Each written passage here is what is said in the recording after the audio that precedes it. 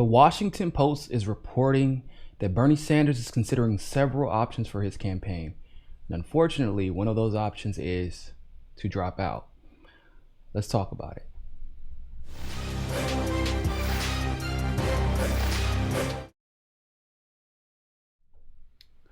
So the Washington Post has recently reported that Bernie Sanders is considering 3 options for his campaign. Now, those 3 options are stay in technically, go all the way to the convention.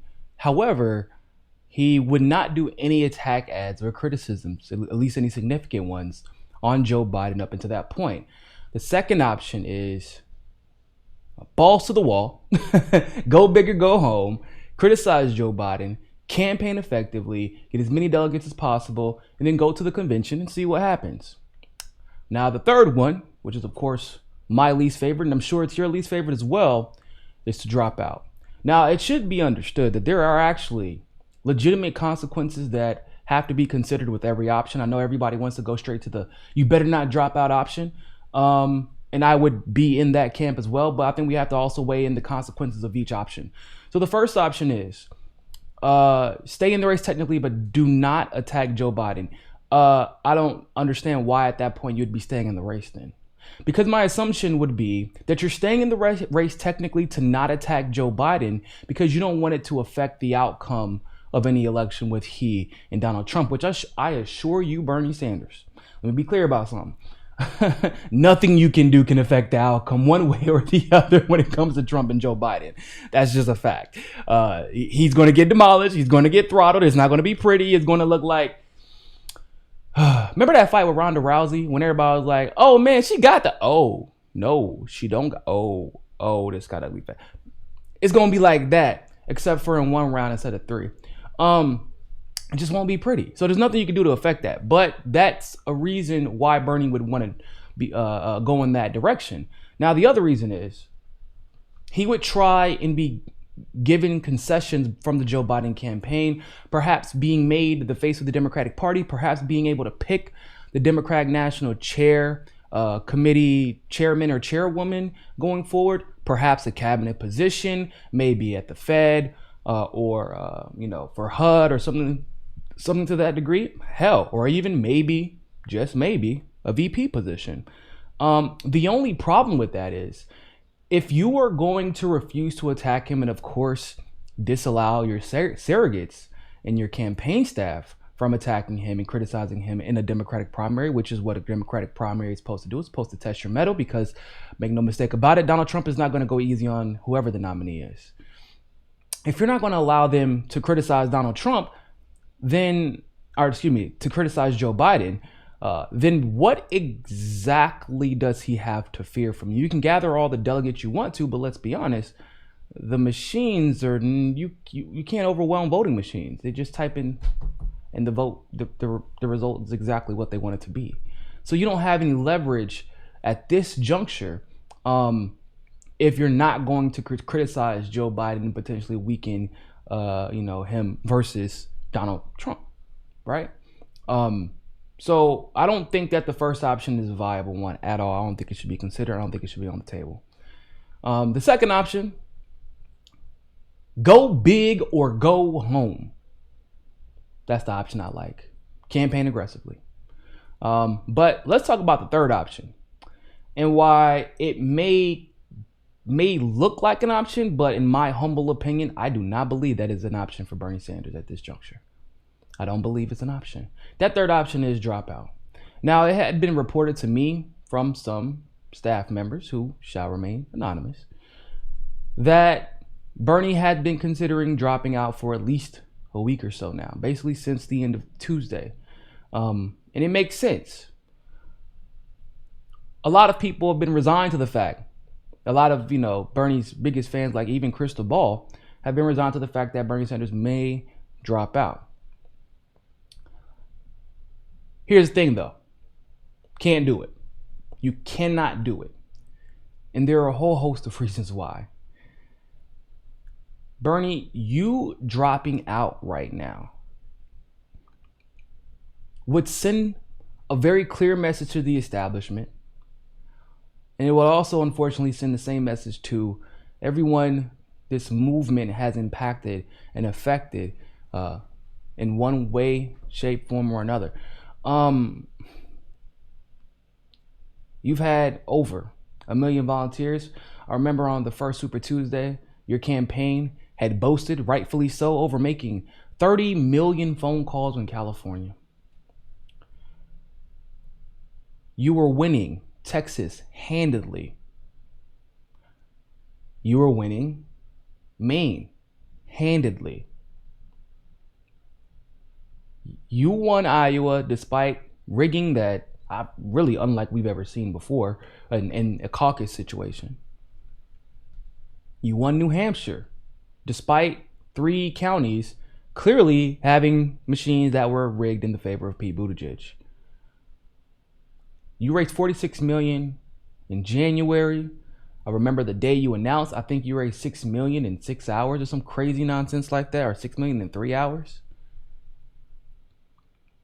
Your crowd sizes are unmatched.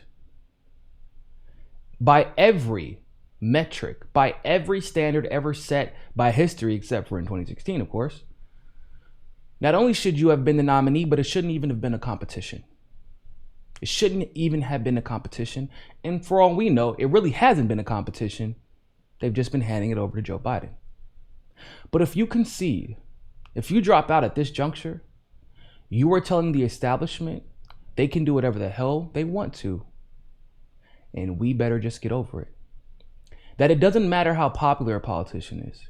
It doesn't matter what his perceived viability is. It doesn't matter if he has the best policies. It doesn't even matter if those policies are the most popular being discussed at the time. It doesn't matter if his team is diverse. It doesn't matter if the black women of the movement are helping to lead that team. It doesn't matter if you have doctors co-sponsoring and co-signing for your healthcare plan.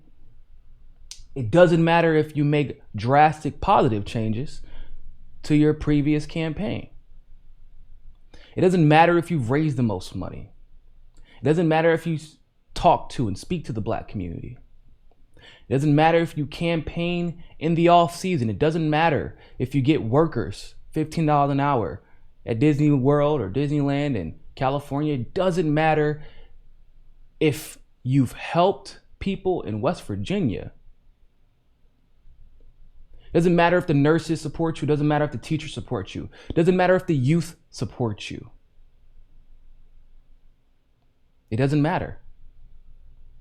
It doesn't matter if, comparable to the other person in the race, your record is stellar. Comparably. It doesn't matter how much energy. It doesn't matter how much momentum. No matter what we do, there is nothing that we can do to win back the Democratic Party, to win the Democratic primary, and to get a progressive in office. If you drop out, that is the message that you will be sending the establishment and everyone who supported you. It will completely and totally deflate the movement. It will put us under in a very, very bad way. See, we are at a very unique time right now. Ironically enough, we're at 2020. And most of you all know at this point, approximately 100 years ago, this is supposed to be the roaring 20s. But in about 6 or 7 years after the roaring 20s took off, there was a massive depression. We could have had a roaring 20s had a Bernie Sanders or even a Tulsi Gabbard been president. And we're not too far from that possibility. Bernie does have a chance. A slim one at this point, but still has a chance. But instead, we are fast tracking in accelerated fashion towards another Great Depression. There is a lot of built up anxiety. There is even a lot of delusions of grandeur. The world is rightfully nervous. The world is rightfully anxious. With this coronavirus situation, with our trade issues with China, with neoliberals doing neoliberal things, people are terrified.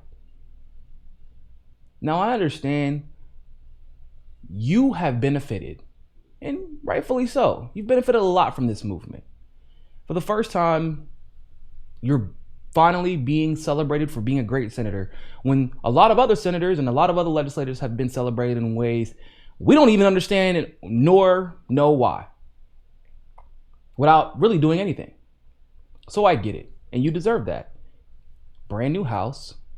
You're finally a millionaire. Your family, anybody with the last name Sanders will be fine for generations to come. You will go down, more likely than not, in the history books as someone who helped lead another great period of enlightenment. But the rest of us, unfortunately, moral victories do not pay our bills. They do not get us health care. And they do not instill the fight in us that we so desperately need. If you go down now, there are a lot of people who will have nowhere to go. They will retreat back into the idea that it's more important to take care of thyself. It's more important to take care of your own career. It's more important to succeed and get to the top by any means necessary than it is to fight the good fight. Because when Bernie Sanders got to the top, instead of fighting that good fight, he quit when it was the hardest. That's what people will say. You can't drop out yet. No matter how strongly you're considering it, you can't. It may very well be effectively over. You may have already made up but you can't. You cannot do it yet. You have to at least show that the fight is worth fighting. Show that at least. And when you do, be unafraid to call out election fraud. Be unafraid to discuss the fact that these caucuses were removed only to be replaced with corrupt voting machines where the exit polling can't be reconciled with the actual results. Be unafraid to spend that massive amount of money on a team of lawyers to do their damn job. Be unabashed in your ability to stand up for democracy. Because you have it. You've raised money in the area of hundreds of millions of dollars. You have a responsibility. I don't know if you wanted the responsibility, but you have it now. The responsibility is to fight for every single one of those votes. And if you drop out right now, and you endorse Joe Biden, and you go on a campaign for Joe Biden, if millions of volunteers, hundreds of millions of dollars, tens of thousands of crowd members, and the list goes on. If all that isn't enough to be the candidate who is showing clear signs of mental decline with a record as abysmal as his, what does the progressive movement have to look forward to from here on out? Think about that. Thank you all so much for tuning in. Always remember, more than anything else, people, find your balance. Peace. If you like that segment of Mikasa Sukasa, don't forget to like the video and smash that subscribe button. Want access to members only live streams, behind the scenes footage, and other premium content? Well, you can endorse us on Rockman Premium, become a patron through Patreon, or you can sign up for the MCSC Premium membership through YouTube. All the links are in the description below. But hey, more than anything else, always remember, find your balance. Find your balance. Find your balance. Find your balance. Find your balance. Find your balance. Find your balance. Always remember, more than anything else, find your balance. peace.